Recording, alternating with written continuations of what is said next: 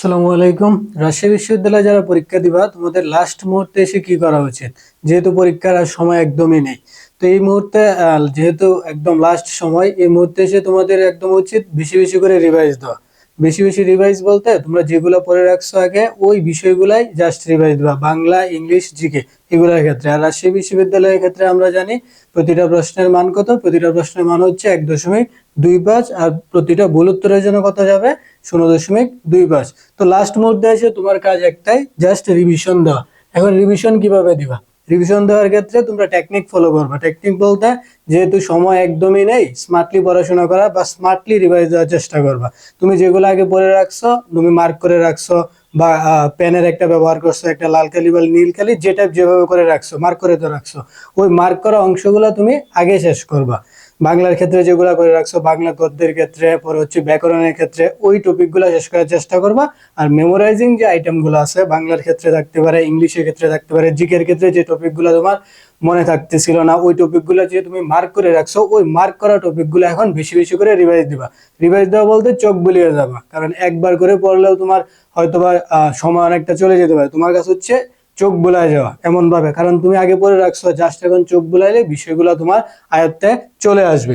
এখন কথা হচ্ছে, বাংলা, ইংলিশ, জিকের ক্ষেত্রে যে বিষয়গুলো তুমি বারবার করে রিভাইজ দিবা, ওগুলা কি কি? বাংলার ক্ষেত্রে আমরা জানি দুইটা আইটেম আছে, একটা হচ্ছে তোমার গদ্য পদ্য, বাংলা প্রথম পত্রে আছে, একটা হচ্ছে সেকেন্ড পার্ট। বাংলা প্রথম পত্র থেকে রাজশাহী বিশ্ববিদ্যালয়ে বেশি প্রশ্ন আসতেছে, তো বাংলা প্রথম পত্রটা একটু বেশি গুরুত্ব দিবা।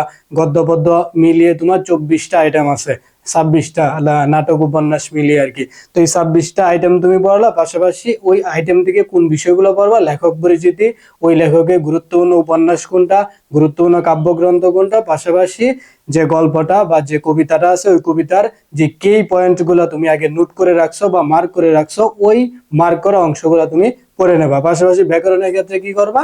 বাংলা ব্যাকরণের ক্ষেত্রে দুইটা আইটেম আছে, একটা হচ্ছে ব্যাকরণিক আইটেম, একটা হচ্ছে মেমোরাইজিং আইটেম। ব্যাকরণিক আইটেমের মধ্যে কি করবা? যে টপিক গুলা তুমি একদম পড়ে রাখছো, বা যেগুলো আমরা একদম মোস্ট ইম্পর্টেন্ট বলে দিছি তোমাদের, ওই মোস্ট ইম্পর্টেন্ট টপিক গুলা ধরে ধরে, ওই মোস্ট ইম্পর্টেন্ট টপিকে যেগুলো তুমি মার্ক করে রাখছো, ওই টপিক গুলাই তুমি পড়ে নিবা জাস্ট।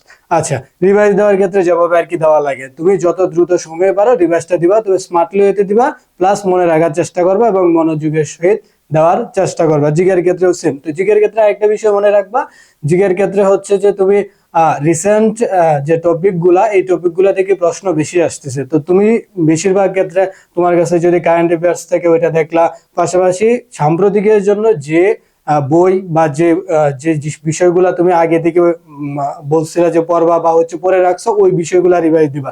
আর আপডেট তথ্য রাখার চেষ্টা রাখবা সাম্প্রতিকের ক্ষেত্রে, জিকের ক্ষেত্রে। আর জিকের আদার্স যে টপিক গুলা তুমি পড়ছো, ওইগুলো তো জাস্ট চোখ বুলাবে, চোখ বুলে লাস্ট মুহূর্তে যেটুকু তোমার দরকার ততটুকু তুমি পড়ে যাওয়ার চেষ্টা করো। ইংলিশের ক্ষেত্রেও same, grammar item, memorising item. তো লাস্ট মুহূর্তে রাজশাহী বিশ্ববিদ্যালয়ে যারা পরীক্ষা দিবা, তাদের মধ্যে একমাত্র সলিউশন হচ্ছে বেশি বেশি রিভাইজ দাও। তুমি যত তাড়াতাড়ি যত পারো যে আইটেম গুলো তুমি পড়ে রাখছো, ওই আইটেম গুলো তুমি রিভাইজ দাও, নিজেকে আরো যাচাই করে নাও। আর আর বেশি বেশি কি করবা? এক্সাম দিবা।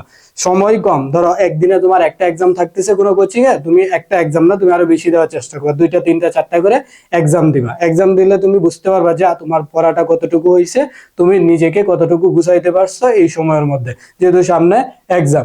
তো এই বিষয়গুলো হচ্ছে তোমার লাস্ট মুহূর্তে এসে জাস্ট তুমি কি করবা? রিভাইজ দিবা। রিভাইজ দেওয়ার ক্ষেত্রে যেভাবে বললাম এভাবে দেওয়ার চেষ্টা করবা, স্মার্টলি হইতে দেওয়ার বিশেষ করে চেষ্টা করবা। তো এখানে যারা এক্সাম দিতে চাও, রাজশাহী বিশ্ববিদ্যালয়ে যে আমাদের চলমান কোর্স আছে, এক্সাম ব্যাচ আছে, অক্সিজেন ব্যাচ আছে, পর হচ্ছে ওই অক্সিজেন ব্যাচে তুমি এক্সাম গুলা দিতে পারো। এক্সাম গুলা দিয়ে নিজেদেরকে আরো যাচাই করে নিতে পারো। শেষ সময় কি করবা? একটা করে এক্সাম না প্রতিদিন, তুমি 5টা 7টা করে এক্সাম দিলা, সমস্যা নাই তো, কারণ তোমার সবগুলো পড়া হয়ে গেছে। এখন হচ্ছে জাস্ট তুমি কি করবা?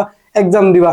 তো লাস্ট মুহূর্তে পরীক্ষায় গিয়ে তো তুমি ধরো 1 ঘন্টা পরীক্ষা দিয়া তো তুমি সবকিছু প্রোভাইড করতে নাও পারতে পারো, ধরো তোমার সবকিছু তুমি 1 ঘন্টা পরীক্ষার মধ্যে দিতে পারতেছো না, সেক্ষেত্রে তুমি কি করো? বেশি বেশি পরীক্ষা দিলে ওই 1 ঘন্টার মধ্যে সমস্ত যে তথ্য তোমার ছিল ওইটা দিতে পারবা, তোমার কাছে এটা ইজি হয়ে যাবে। তো বেশি বেশি চাইবা তুমি এক্সাম দিতে, আগে যেহেতু একটা দিতে, এখন দিবা 7টা 8টা করে দিয়ে, সমস্যা নাই তো। তোমার রিভাইজ দেওয়া কাজ, একদিকে রিভাইজ দিও, একদিকে এক্সাম দিবা লাস্ট মুহূর্তে এসে। তো আমাদের যে এক্সাম ব্যাচ গুলো আছে, এগুলো তোমরা দেখতে পারো।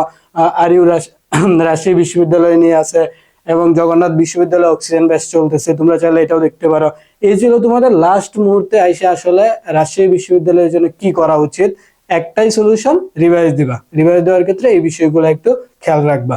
তো তোমাদের যারা এক্সাম দিও, তোমাদের জন্য শুভকামনা রইল।